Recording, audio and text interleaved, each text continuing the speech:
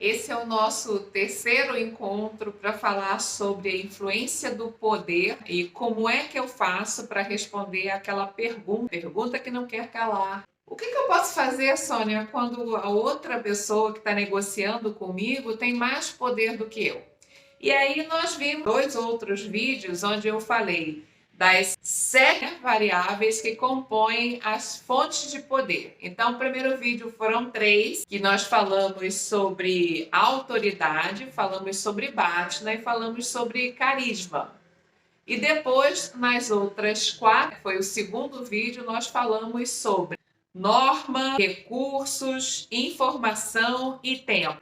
Então, essas foram as 7 variáveis de poder. Agora que você já sabe, pelo menos dá uma geral nessa balança para saber onde o outro player tem mais poder do que você, nós estamos agora refletindo sobre, tá bom, já tenho essa informação, já sei onde o outro tem mais poder que eu, então o que eu faço? Tem duas coisas que nós precisamos fazer. Sem Bhatna, nós já vimos que não tem jeito, e aí aquilo que o outro determinar para você, quando, por exemplo, se ele é o seu único fornecedor, se ele é a única pessoa que tem algo que você precisa ou deseja, então não tem como, você vai ter que, entre aspas, se submeter as condições que o outro player colocar para você. E aí, qual é a nossa meta? Primeiro, tornar essa negociação ou qualquer negociação mais equilibrada. É muito ruim, eu diria que é quase desastroso, porque quando você não tem poder nenhum, não adianta, não há o que fazer, a não ser concordar.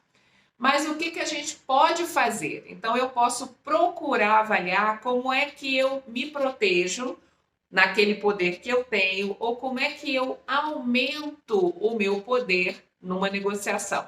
Então vamos lá.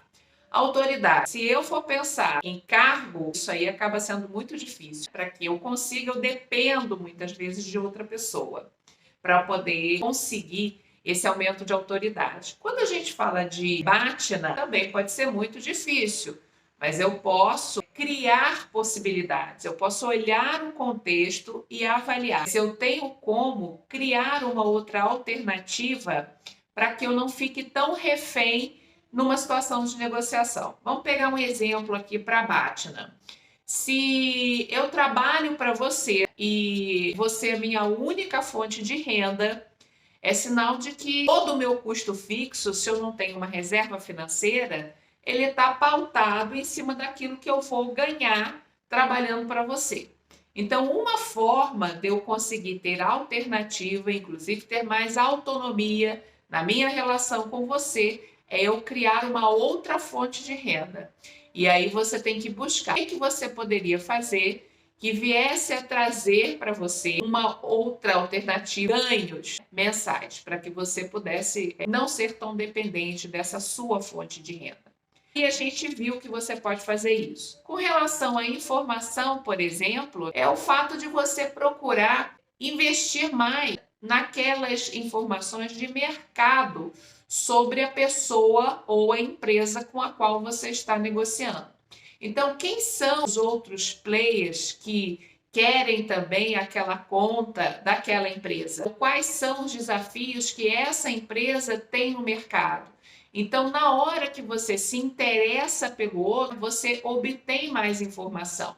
Quando a gente fala da informação, eu tenho que saber não só informações sobre a empresa que eu estou representando, sobre a substância da negociação que eu estou fazendo com outro player, os meus processos. Então, tudo isso acaba sendo fundamental. Mas também eu tenho que saber sobre o outro. Então, eu tenho que pesquisar sobre o outro, né? Sobre o ambiente de negócios da outra pessoa. Então, assim, eu consigo tornar essa negociação mais equilibrada. Uma outra coisa que eu posso fazer também para melhorar e para trazer mais poder para a minha negociação é eu avaliar como é que está a minha competência relacional ou carisma, né? Como é que está isso? Como é que é a minha forma de exercer influência? Como é que eu entrego o meu pensamento, a minha lógica de pensamento dentro daquela negociação?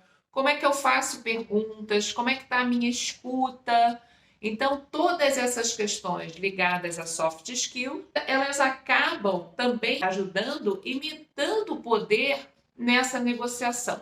Então, essas são algumas das atitudes que nós podemos ter para que o nosso poder seja maior nas negociações. Foram só algumas dicas, mas por favor, escreve para a gente. Diz aí o que você gostaria de saber, ou se você tem alguma dica de como a gente pode tornar essa negociação mais equilibrada. Obrigada e até o nosso próximo encontro.